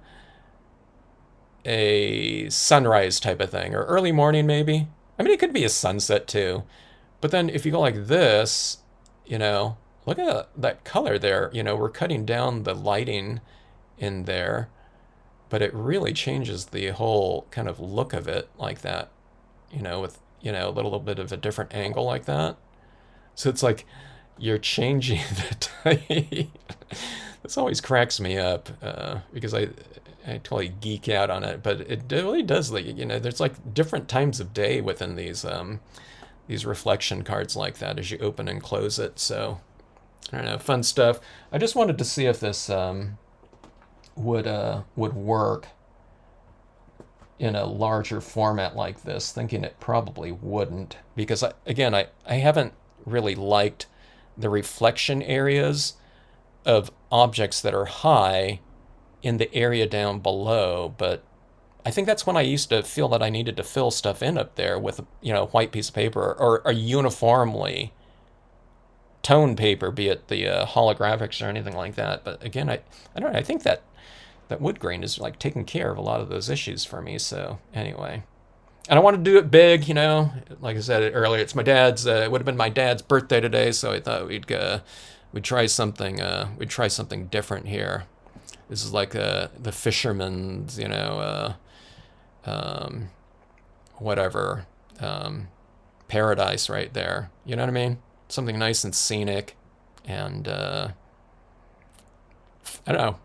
If you fish, you want to be, whether you caught anything or not. It'd be better if you got that 14-pounder like Patty's, you know, husband did, you know. But I don't know. Even just being out there like that, you'd go home, and if you got skunked, what's that saying? What is that? You know, better bad days fishing. I don't know. Maybe that doesn't relate here. Maybe I'm thinking of a different thing. Not the bad days fishing is better than a good day's work. There was another one about something about not catching anything, I think. Anyway, my sister picked up a pad of wood planks and bricks. 12 by 12. Oh, that sounds cool. Yeah. Bricks would be cool. The thing that so that reminds me here, Bounty. The thing that I was looking for, I didn't look for it. I've been busy, but the things that I was looking for as other potential stamping surfaces after doing this is I wanted something that didn't have too much contrast in it. You know, where I could stamp something out over the top of that, where it would show up and not show through it too much. You know what I mean? So this is like as much contrast as you get with this one. Now, like I said, I would go with the, you know, if it was like wood, I would probably go with, you know, I'd be happy to go with more contrast. After seeing Linda's pieces that she posted, you know, you can see the wood going through, you know, like right through these rocks. But I think it looked pretty cool anyways, because I don't know, it kind of oscillated between having something in the background and foreground, and it just looked natural anyway, because it was, you know, a wood grain thing against those things. But I was looking at some other things. I can't remember what it was, but the I can't even remember that burlap. Maybe it wasn't burlap. Maybe it was I can't remember. It's like that twiny looking one. I don't know if anyone's on Amazon right now, but okay, I don't. Maybe it wasn't burlap. It was something else, or maybe it was burlap. I can't remember. But I was paying attention to how much contrast there was between the lights and the darks within it, and I think that would affect the readability at least of the black impression over the top of it. Um, and that would influence my choice as far as I think what I would try on those types of pre-printed papers. So I have to go over to, yeah, I didn't even think about going over to Michael's or checking out the Michael's website, but I should just actually go over to my local Michael's and check it out and see if, check it out for things like that. But yeah, the bricks would be cool. Yeah, Linda, yeah. It's always a fisherman. Okay, so Linda, speaking of that too, you know what I was going to do? I was going to take the full 11 by 17 piece, and I was going to do these little vignettes of things that I used to do with my dad. Go fishing or something like that, or we'd go to the tide pools. And I've done one before where it's like hiking through this grove of trees, and there's these little monarch butterflies, stuff like that, or hiking in the Sierras. But I thought, I'm gonna have to get like I'm gonna have to pull out like 25 stamps or more for that piece, and I just didn't feel like doing that. So that's when I thought about let's try something extreme here with the 8.5 by 11 here. So yeah, the fishing was amazing. The catching not so much. Yeah. I know you always feel a little bit different when you start off with, doing something in the morning too, like that.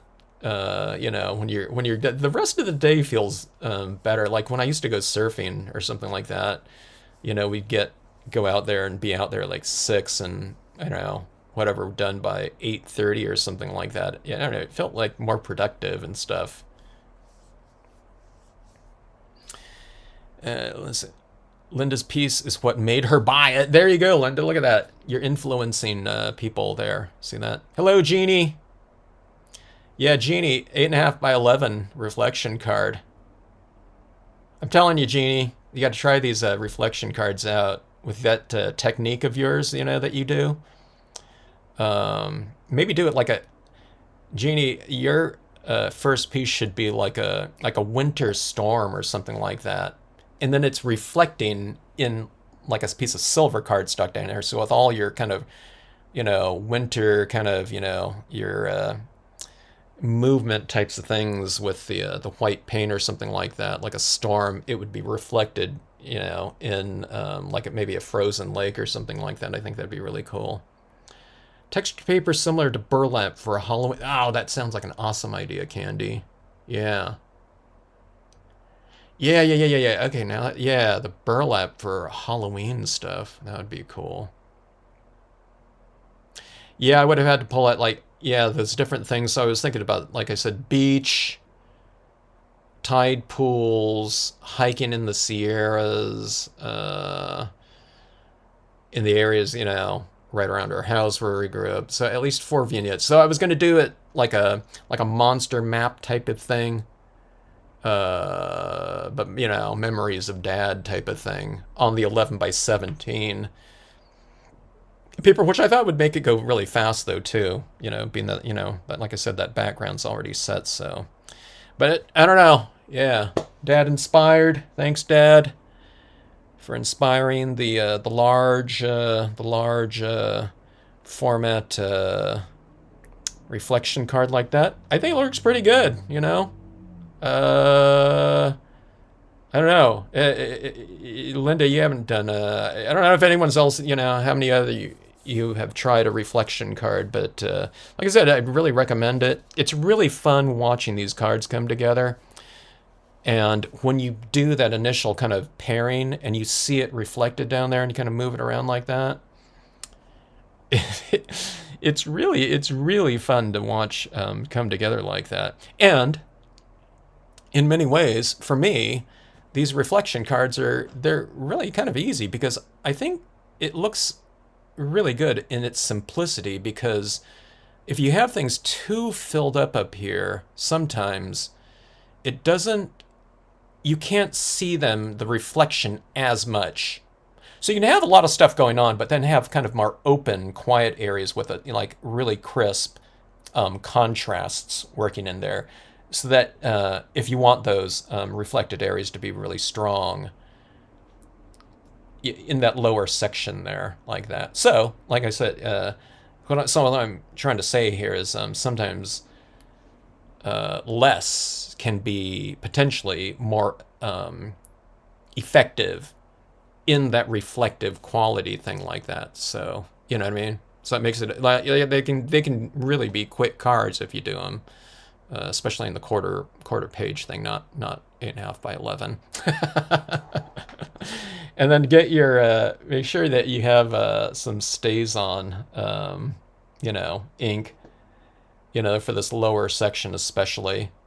It doesn't have to be the wood grain paper, but if you're using the wood grain paper up top there, I'd really recommend the stays on. If you don't find other inks that you prefer over it on top of it, so yeah, just get that nice and inked up. And this one's like easy, I just used a little bit of colored pencil up there, and it was kind of done, which you could do or not. I think it looked pretty good even without the colored pencils. So minimalist stuff. And okay, so here's another thing too. We enjoy stamping this stuff out and just doing it, but the responses I've gotten from people that I've sent reflection cards to, you know what I mean? They always kind of point it out, even from people. I'm talking about not from people that don't stamp too. I might send cards out, and but when I send out the reflection ones, the first reflection cards they received, they always have to say, hey. That card was like really cool or whatever, So it made for like a little bit of a, I don't know, whatever reveal type of kind of experience for them, kind of opening up the card like that. You know what I mean? And like I said, it makes it a little bit more interactive because they kind of move it around, a little bit, to see, what the card is doing on there. And that's what Annie, who sometimes joins in on these live streams, she sells cards, and then she did some reflection cards for the first time for her card sales, and she said, yeah, people, her regular customers, a lot of them were buying, and I've mentioned this over and over again, but I find it to be a kick. She said, yeah, a lot of people were buying like multiples of her different, I think she had like 3 or 4 different reflection cards for sale. And she said instead of buying like one card, they were buying like all of them, all of the different ones, because they wanted to see what they did. So it's like this, like a moving card or something like that, that has this kind of illusion that happens within them. So I thought that was really cool. All right, folks. Joining in on my memories of Dad. Extreme reflection fishing card. My extreme reflection fishing card here. Hope you enjoyed it. If you try any of these types of things out, if you have any issues, let me know. Candy, get some more reflective types of papers there, that more mirrored, I guess, and I don't know, go to town with them. Oh, here's my last thing. If you're taking a photo of one of these, sometimes it's kind of hard to get the angle. But so just kind of, you hold it in your hand, you know what I mean, and get the right angle, and then take the shot. Sometimes it's kind of hard to get the the right photograph of these types of reflection cards. If it's really mirrored, something we're in the photo because it's reflecting us and stuff like that. So just kind of get your hand in there, and just hold it at the right angle, and then get that card the right lighting that you want people to see it in, or something like this. I'm just setting this up with a couple things, but see, if I take the photo from up here, it might be a different angle. So I don't know, think about that.